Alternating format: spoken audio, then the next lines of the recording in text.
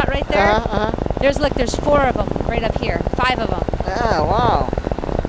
So is this a man-made channel or is this natural? I think it's natural, yeah. Traffic experimental 589 whiskey left base landing glider port.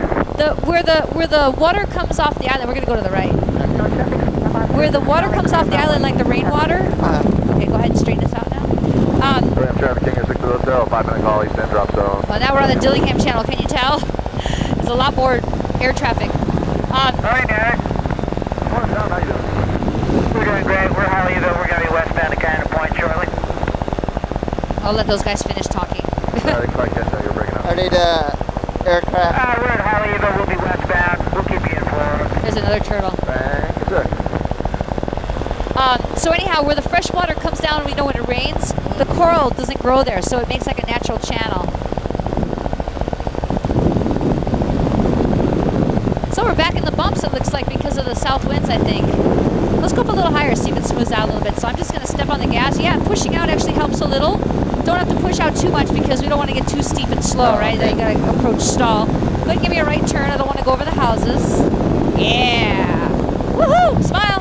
Hey! Throw me a shock in that turn. Yeah, one-handed flying. What's your wife's name? Vicky. Vicky, aloha, Vicky. She's gonna be so surprised. I hope I get to take you flying someday.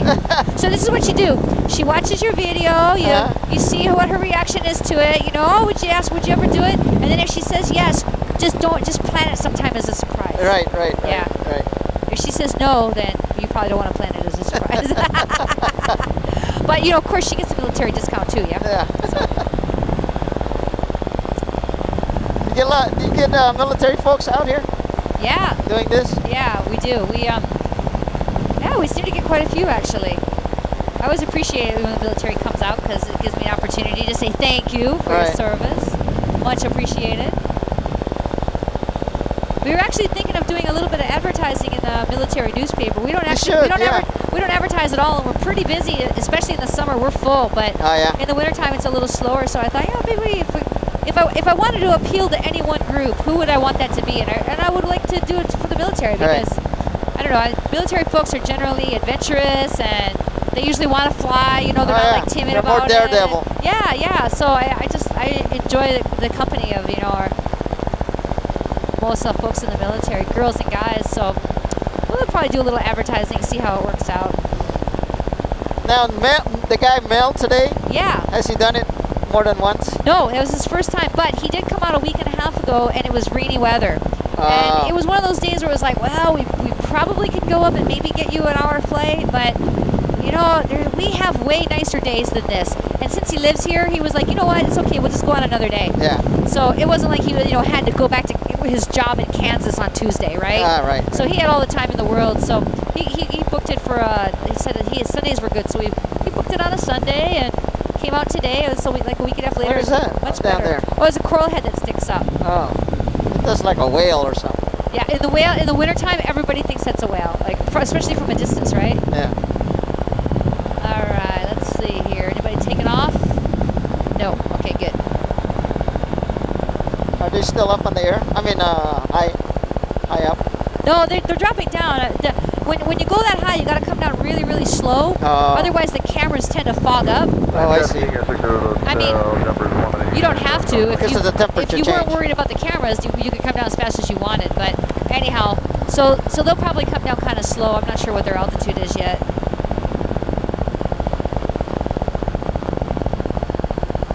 Dillingham 4 Papa Alpha, beam the 26, 900 feet westbound Guyana. Look at this, no hands. Yeah, see, smooth flying. Wow. In smooth air, you can do that. You can just kind of chill. You usually keep our hands up there sort of just to guide the aircraft because it'll move around a little bit, but it's real easy. I oftentimes will just fly one-handed. You got it. Yeah. One-handed. Hey, one-handed. Woohoo! Pretty soon you'll be flying with your toes. Pinky flying.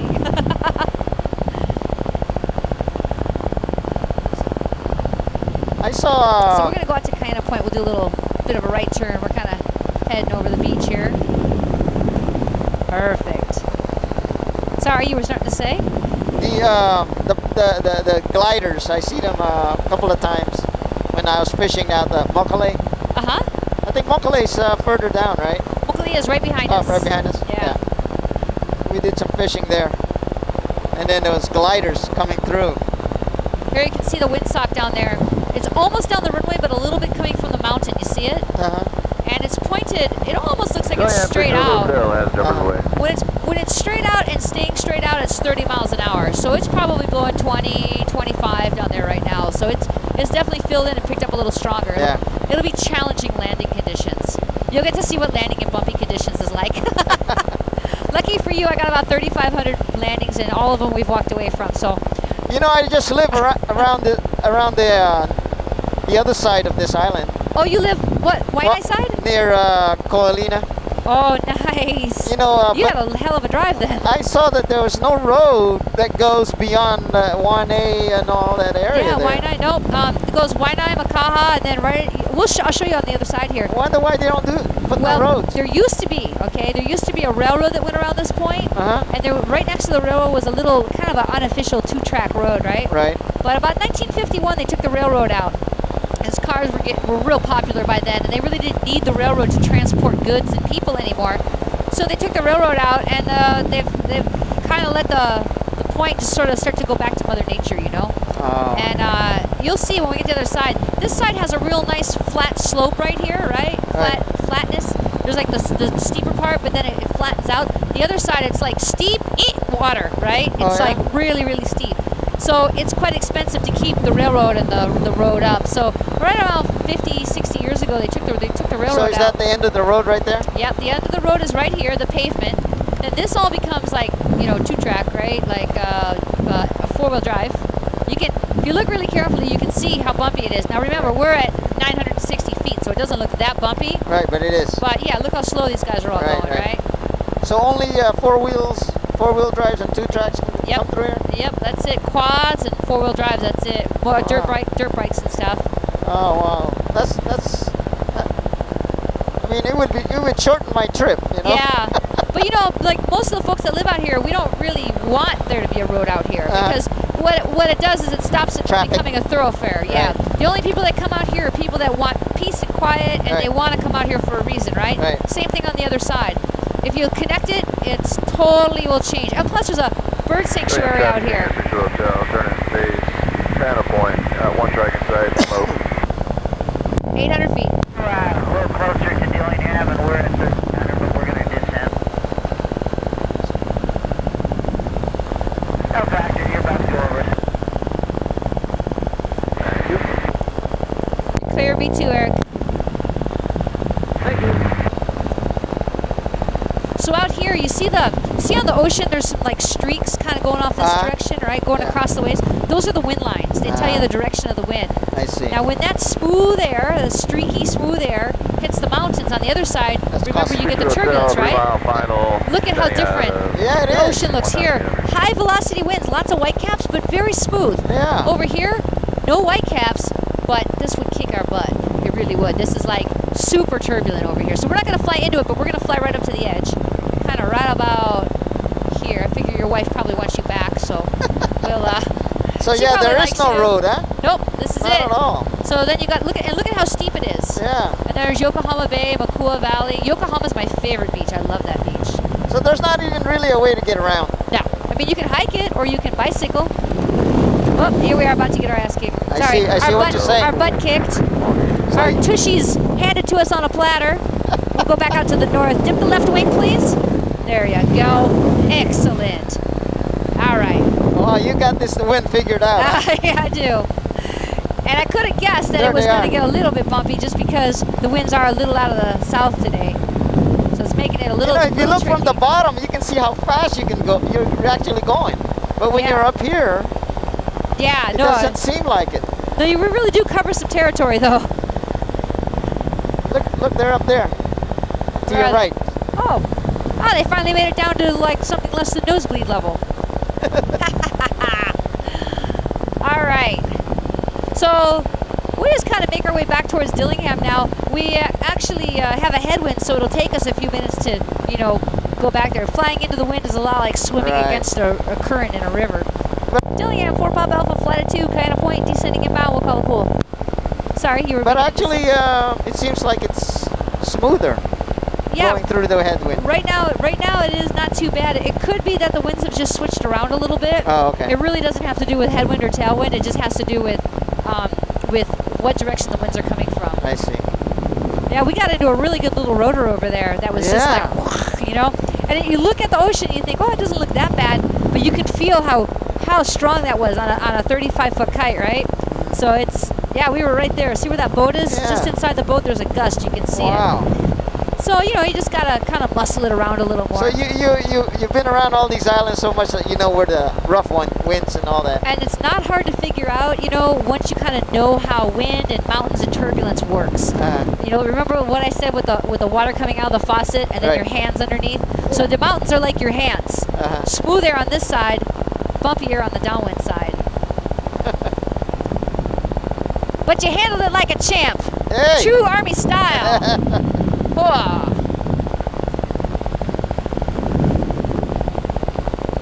So how far along is Matt? Is he like getting ready to retire too? He's got 3 to 4 years, I believe. 3 or 4 more years? Yeah, he's close.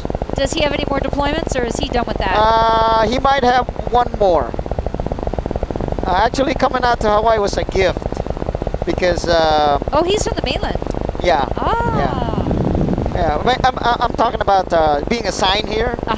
Being in the duty here for all of us is all a gift. Oh, okay, gotcha. Because you know, we're all starting we're activating a unit. Right. So it's gonna be 3 years, or maybe even more. Well, you know, I mean, another thing. I mean, I don't know too much about the military, but I would think if you've given 21 years of your life to the military, you're probably kind of up there a bit in the ranks, and they're probably kind of like you get your choice. Yeah. Yeah. Oh yeah. Yeah. Good. Yeah, as you should. They promoted me, and they said, okay, you got one last tour, and they said, well, do you want to go to Hawaii? I said, that's a no-brainer. Yeah.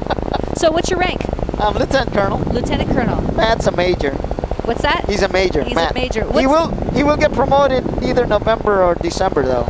To Lieutenant Colonel. Lieutenant Colonel. So it goes major, then Lieutenant Colonel. Right, then full bird Colonel. And then Colonel. Okay. Yeah. That's E10, or is that E06. Oh, you're already an officer. We're 05. Oh, 05, okay. We're both officers. You know, every time I take people flying for the military, I always like to learn about it a little bit, because I don't know nothing about it, and especially doing these jumps, you know, the Wounded Warrior jumps that we did this week into Tripler, and I learned a lot, you know. It's always interesting to me.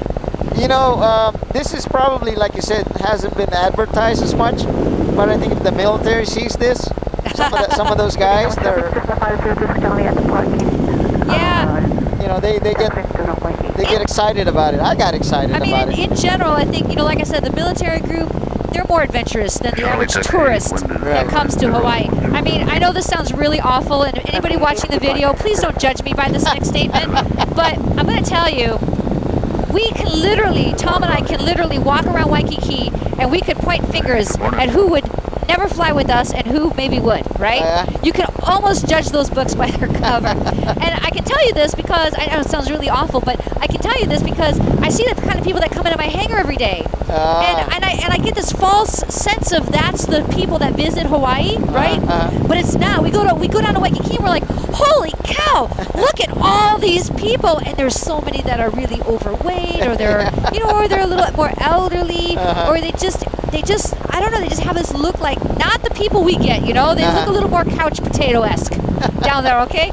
Up here we get the adventure people, right? So I'm sorry, I hope you don't think anything less of me for saying that. I know you're not supposed to judge a book by its cover, but it's amazing just how many people are in Waikiki and how many actually get up here and fly with us. And then you look at the military, and I walk around when I go on base or something, I look around, I could probably pick out a single person that wouldn't go fly with us given the opportunity. I just look at people and go, wow, they all look really cool and adventurous to me. And in shape, you know, and that's helpful too. Because it definitely takes a little muscle, you know? Oh, yeah. And it's a small aircraft. Getting in and out of a small aircraft, you know, if you weigh 250 pounds, it's not going to work. It's just not going to work.